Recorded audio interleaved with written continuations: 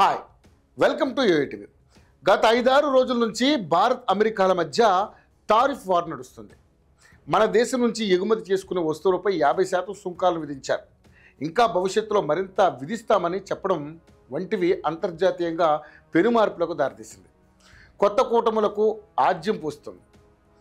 భారత్కు కొత్త మిత్రులను తీసుకొస్తుంది. ఇలాంటి మార్పులు జరుగుతున్న క్రమంలో ట్రంప్ సుంకాలపై ప్రధాని మోదీ కూడా తగ్గేదేలే అన్నట్లుగా కౌంటర్ సైతం ఇచ్చారు. అయినా కూడా అమెరికా ఊరుకోకుండా మన దేశాన్ని రెచ్చగొట్టేందుకు పాక్ సంబంధాలను బలపరుచుకుంటుంది. ఇవన్నీ ఓవైపు జరుగుతుంటే మరోవైపు ఈ సుంకాల ప్రభావం తెలంగాణ రాష్ట్రంపై ఎక్కువగా పడనుందని రాష్ట్ర పారిశ్రామికవేత్తల సంఘాలు అంటున్నాయి. తెలంగాణ పారిశ్రామిక వర్గాల్లో ఆందోళన కూడా వ్యక్తమవుతుంది. తెలంగాణ నుంచి దశాబ్దాల కాలంగా ఎగుమతుల వృద్ధి పెరుగుతూ వస్తుంది. ప్రస్తుతం రాష్ట్రంలో తయారైన వస్తువుల్లో 26.26% అమెరికాకు ఎగుమతి అవుతున్నాయి. ఆ తర్వాతి స్థానంలో చైనా 6.78%, ఆ తర్వాత స్థానంలో 4.01%తో రష్యా ఉంది. ఆహారం, ఔషధాలు, వైమానిక పరికరాలు, జౌళి ఉత్పత్తులు అమెరికాకు అత్యధికంగా ఎగుమతి అవుతున్నాయి. దేశంలోని ఔషధ ఉత్పత్తుల్లో 30% తెలంగాణలో జరుగుతుంది. దేశం నుంచి జరిగే ఔషధాల ఎగుమతులు 50% వాటా రాష్ట్రానిది. ఆ తర్వాత స్థానంలో సేంద్రియ రసాయనాలు ఉన్నాయి.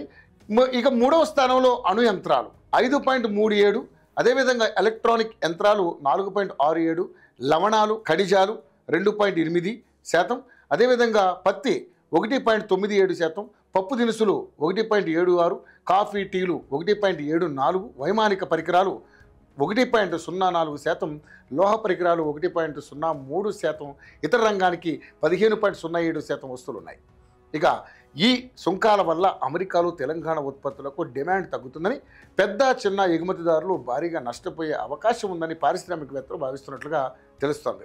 ట్రంప్ నిర్ణయం వల్ల రాష్ట్రం నుంచి జౌళి, చేనేత, సేంద్రియ రసాయనాలు, జ్యువెలరీ, హస్తకళ ఉత్పత్తులు, ఎలక్ట్రికల్స్ ఉత్పత్తుల ఎగుమతులు కూడా బాగా తగ్గుతాయనే అంచనా వేస్తున్నారు. రాష్ట్రంలోని రంగారెడ్డి, మేడ్చల్, వరంగల్ జిల్లాల పరిధిలోని జౌళి ఉత్పత్తుల పరిశ్రమల నుంచి ఏడాదికి 100 కోట్ల రూపాయల మేర ఉత్పత్తులు అమెరికాకు వెళ్తున్నాయి. కానీ ఇప్పుడు ఆ మొత్తం తగ్గుతుందని యాజమాన్యాలు భావిస్తున్నాయి. జ్యువెలరీ, జెమ్స్ పరిశ్రమలు రంగారెడ్డి, హైదరాబాద్ జిల్లాలో ఎక్కువగా ఉన్నాయి. సుంకాల వల్ల అమెరికాలో ఆభరణాల కొనుగోళ్లు తగ్గుతాయని, వారికి అక్కడ నుంచి ఆర్డర్లు తగ్గుతాయని ఆ పరిశ్రమ యజమానులు తెలుపుతున్నారు. అలాగే వ్యవసాయ ఉత్పత్తులకు ఇదే సమస్య ఎదురవుతుందని ఆగ్రో పరిశ్రమల వారు కూడా అంటున్నట్లుగా సమాచారం. ట్రంప్ టారిఫ్ ప్రభావంపై పారిశ్రామిక వర్గాల్లో నెలకొన్న భయాందోళనను ప్రభుత్వానికి నివేదిస్తాం.